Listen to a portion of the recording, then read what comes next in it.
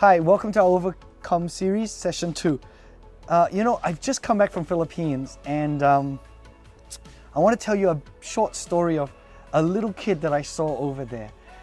We were doing sterilizing and I was walking around and I saw this one kid in front of the dental clinic.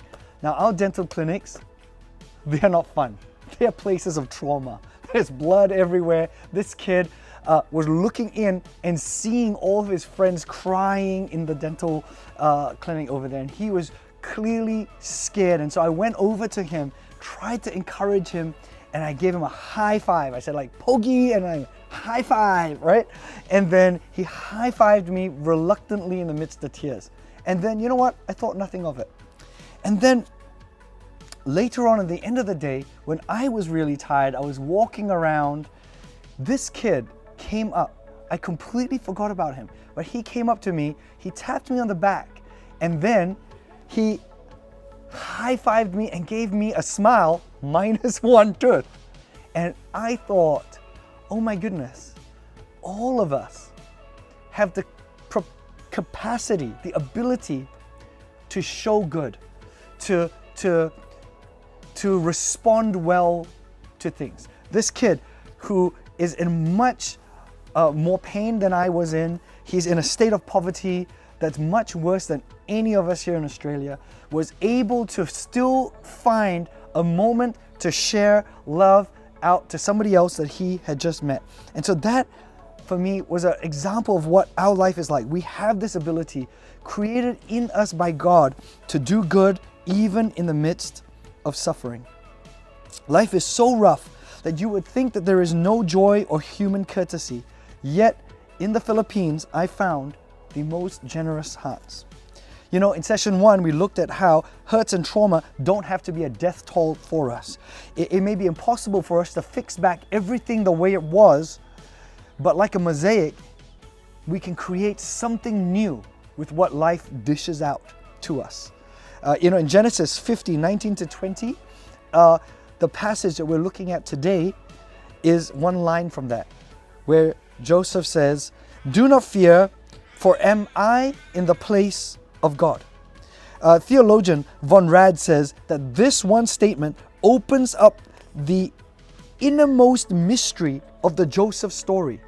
Because all along through the story of Joseph, you wonder, what on earth is going on inside of him? How does he keep up hope? Why does he react to his brothers with kindness? How can he keep going? Maybe you need to read Genesis 44 and 45, which tells you the story of just how evil his brothers can be.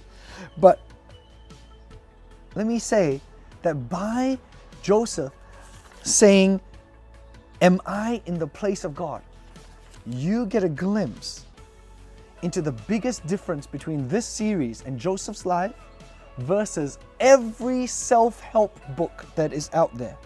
Because these self-help books of positive thinking and a good mindset, while they're good, if all that there is in this world is your happiness, your life, and all the things that are located here, then you're not getting the full picture of the world that God has created. You're missing the Creator Himself. And then, if all you see is just your possessions, your life, and your own happiness, every decision you make as it relates to trauma is tinged with a layer of selfishness. Now, I'm not saying that people who don't believe in God cannot do good things. We've seen that non-Christians can do amazingly good things. I'm saying that it's not the entire picture, and Joseph completes that vision for us. For Joseph, it's not a zero-sum game. A zero-sum game is like, if I plus 1, you minus 1. So then it's 0, right? Joseph understands that it's not just you hit me, I hit you back.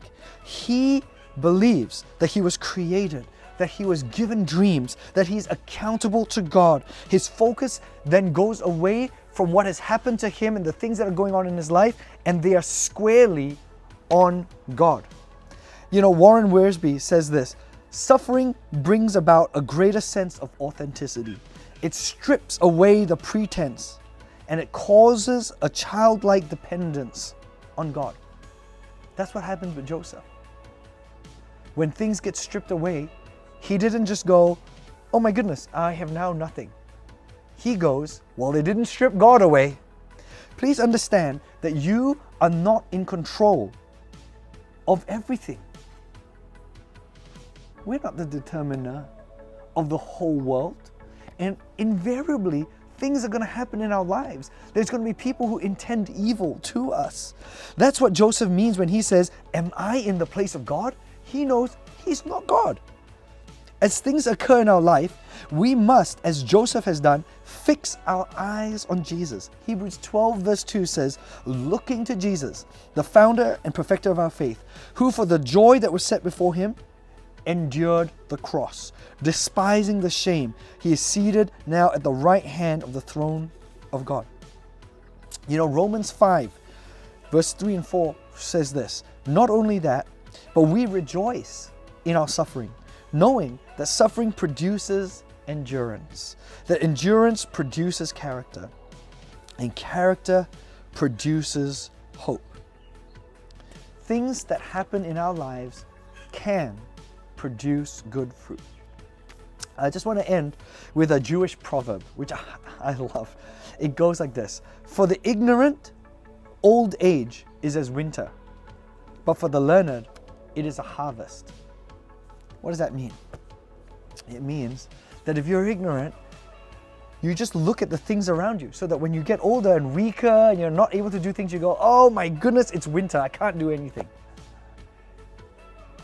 For the learned, they see that every part of their life has been an investment. Even the bad times that they go through, the winter seasons that they go through. And so then when they get old and they can't do stuff, they've reaped all the things that life has taught them. And they've grown from that. And they harvest wise responses that they have done, just as Joseph did. So I hope you will join us as we study how Joseph views God. God bless.